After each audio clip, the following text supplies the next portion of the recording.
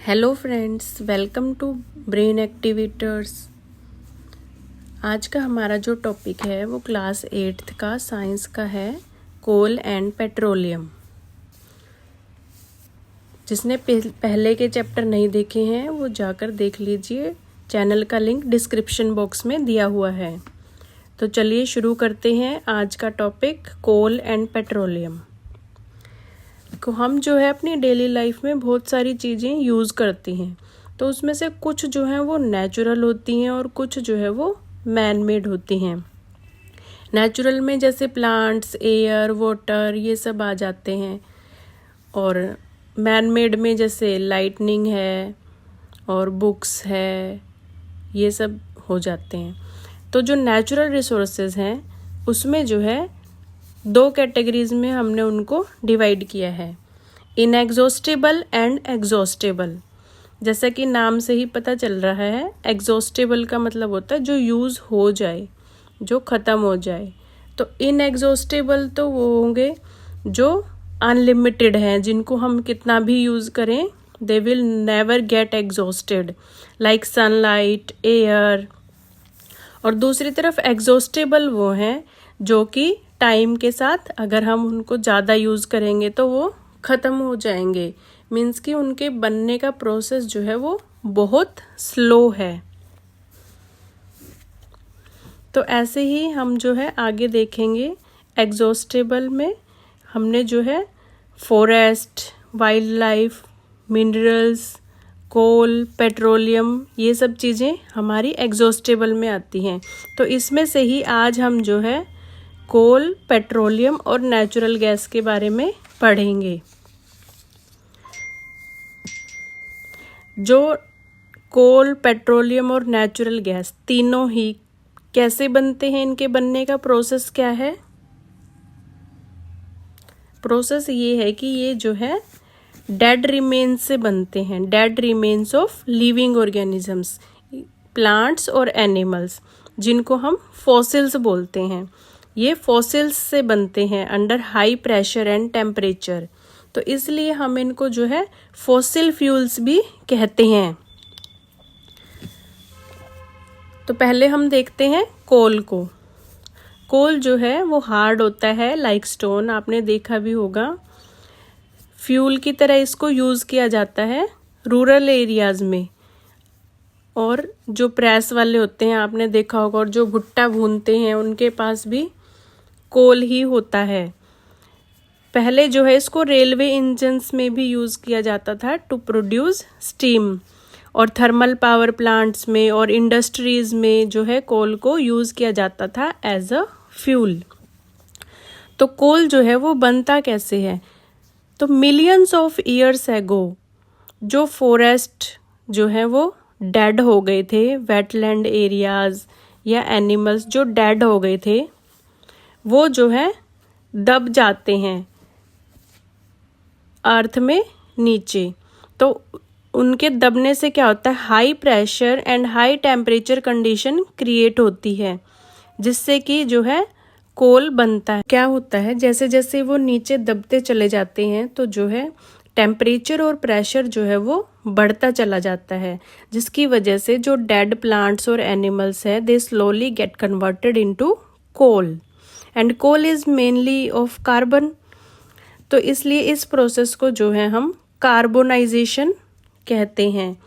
The slow process of conversion of dead vegetation into coal is called carbonisation. और इसको हम fossil fuels भी इसीलिए कहते हैं क्योंकि ये डेड रिमेन्स से बना है। तो कोल जो है जब हम उसको गर्म करते हैं, जलाते हैं, तो उसमें मेनली जो बाई प्रोडक्ट निकलता है वो कार्बन डाइऑक्साइड है, जो कि एयर पोल्यूशन कोज करता है। तो कोल को जो है इंडस्ट्रीज में और प्रोडक्ट्स बनाने के लिए भी प्रोसेस किया जाता है, लाइक कोक, कोल तार एंड कोल गैस। कोक ये पीने वाली कोक नहीं है, इट इज़ समथिंग एल्स। ये जो है स्टील के मैन्युफैक्चरिंग में यूज़ होती है कोक, और some extraction of some metals. Next is coal tar. Coal तार आपने देखा होगा, जो रोड्स वगैरह बनते थे पहले, तो उसमें जो है एक ब्लैक लिक्विड जो है वो डालते थे ऊपर से, दैट इज कोल तार। ये ब्लैक कलर का थिक लिक्विड होता है विद अनप्लीजेंट स्मेल। इसकी स्मेल जो है वो गंदी सी होती है।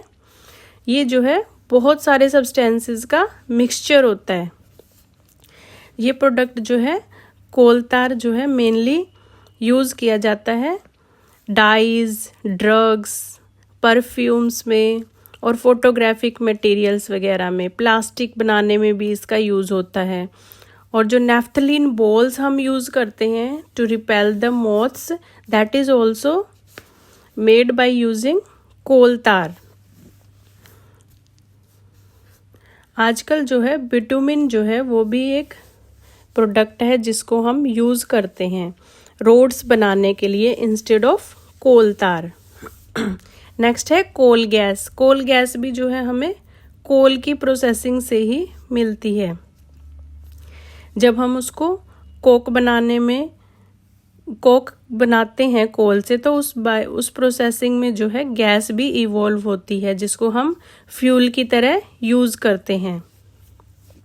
पहले जो है इसको स्ट्रीट लाइटनिंग में यूज़ किया गया था लंदन में, लेकिन nowadays we use it as fuel for getting heat. Next is our petroleum. Petroleum जो है वो डिफरेंट है पेट्रोल से। आपको कंफ्यूज नहीं होना है कि पेट्रोलियम वही पेट्रोल है जो हम व्हीकल्स में यूज़ करते हैं। No, petroleum is different. Petroleum से हमें पेट्रोल और डीजल मिलते हैं। ये भी जो है हमारा नेचुरल रिसोर्स है petroleum. It is also formed from organisms living in the sea. Petroleum जो है वो हमें सी के नियर बाय या सी में मिलता है, क्योंकि पेट्रोलियम जो है वो सी एनिमल्स के फॉसिल्स से बना है।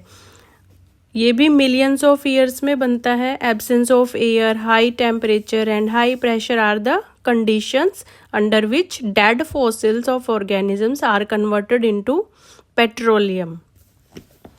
तो पेट्रोलियम की रिफाइनिंग में हमें जो है और भी बाई प्रोडक्ट्स मिलते हैं। पेट्रोलियम जो है वो डार्क कलर का होता है, डार्क ऑयली लिक्विड। तो इसकी प्रोसेसिंग से हमें जो है इसमें जो है कई सारी चीज़ें मिक्स होती हैं जिनको हम प्रोसेसिंग से रिफाइनरीज में अलग कर लेते हैं और उनको फिर अलग अलग यूज़ करते हैं।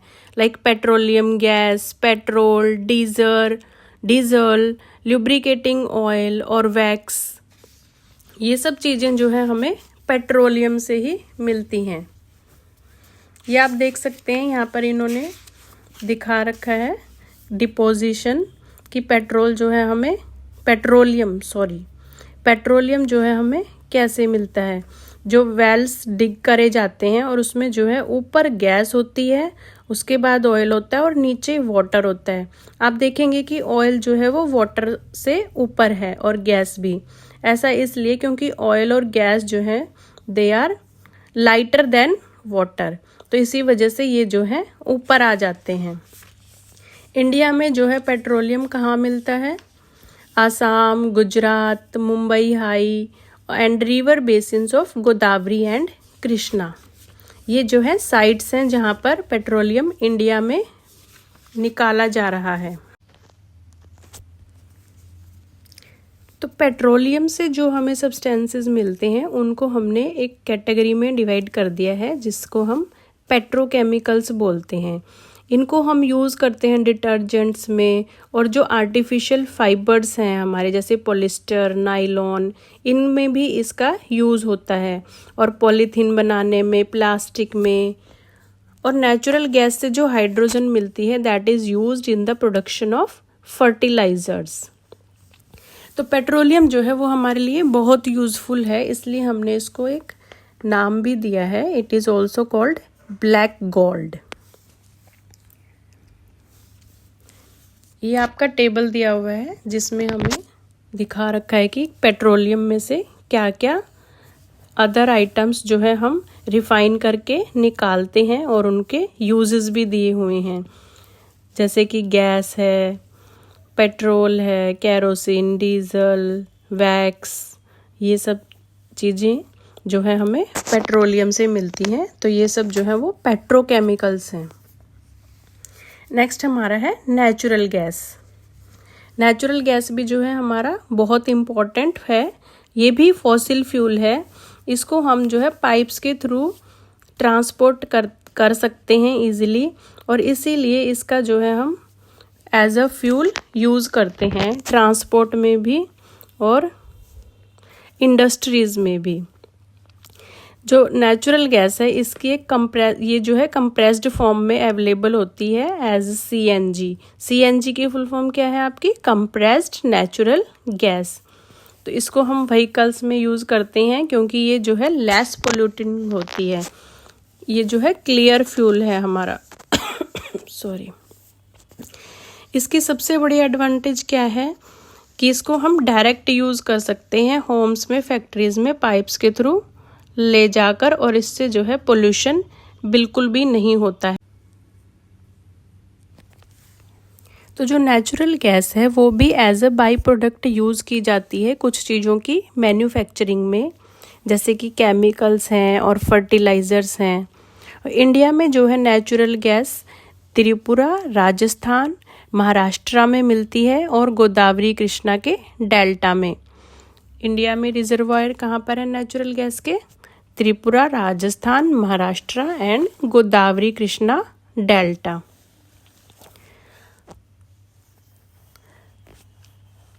नेक्स्ट हमारा है some natural resources are limited. तो ये जो हमारे नेचुरल रिसोर्सेज थे जो हमने अभी पढ़े हैं वो फॉसिल फ्यूल्स हैं। तो ये जो है ये ख़त्म हो जाएंगे अगर हम इनका बहुत ज़्यादा यूज़ करेंगे, और जो हमारी नेक्स्ट जो जनरेशन होगी आने वाली उसको ये अवेलेबल नहीं हो पाएंगे। ये हमारा ड्रॉबैक है इनको यूज़ करने का। नेक्स्ट जो है वो ये है कि इनसे जो है पोल्यूशन भी बहुत ज़्यादा होता है कोल और पेट्रोलियम से। तो पोल्यूशन से जो है ग्लोबल वार्मिंग बढ़ रही है। Carbon dioxide and methane are greenhouse gases. तो ये क्या करती हैं? एयर की जो हीट, सन की जो हीट होती है उसको ट्रैप कर लेती हैं, और उससे जो है वो एनवायरनमेंट का टेम्परेचर बढ़ जाता है, जिसको हम ग्लोबल वार्मिंग बोलते हैं। और ग्लोबल वार्मिंग से जो है हमारा इकोनॉमिक इम्बैलेंस हो रहा है। जो ग्लेशियर्स हैं वो मेल्ट हो रहे हैं और सी लेवल बढ़ रहा है, और इसका जो है क्रॉप्स पे भी बैड इम्पैक्ट पड़ रहा है। इंडिया में जो है वो एक ऑर्गेनाइजेशन बनाई गई है, एसोसिएशन बनाई गई है, PCRA। अब PCRA की फुल फॉर्म क्या है? Petroleum conservation research association. तो ये जो है एडवाइज़ करती है लोगों को कि हमारे जो फॉसिल फ्यूल्स हैं उनको हम एफिशिएंटली यूज़ कैसे करें। उसके लिए कुछ टिप्स बताए हैं इन्होंने, जिसमें फर्स्ट तो ये है कि हमें जो है कांस्टेंट मॉडरेट स्पीड पे चलना चाहिए व्हीकल्स में। बहुत ज़्यादा नहीं होनी चाहिए स्पीड और बहुत कम भी नहीं होनी चाहिए, मीडियम होनी चाहिए और कांस्टेंट रहनी चाहिए। उसमें बहुत ज़्यादा फ्लक्चुएशन नहीं होनी चाहिए। और जब हम ट्रैफिक लाइट पे खड़े हैं या कहीं और हम वेट कर रहे हैं तो हमें जो है इंजन ऑफ कर देना चाहिए।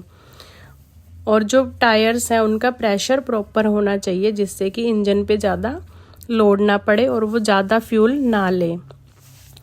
और we should ensure regular maintenance of the vehicles. हमें मेंटेन करके रखना है, पोल्यूशन सर्टिफिकेट भी लेना होता है, और बाकी भी कि इंजन में कोई प्रॉब्लम तो नहीं है।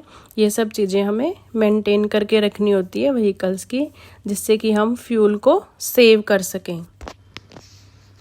तो हमारा ये चैप्टर अब कंप्लीट हो गया है, कोल, पेट्रोलियम एंड नेचुरल गैस। आप वीडियो को ज़्यादा से ज़्यादा शेयर करें और चैनल को सब्सक्राइब करें ताकि आने वाली वीडियोस का अपडेट आपको मिलता रहे।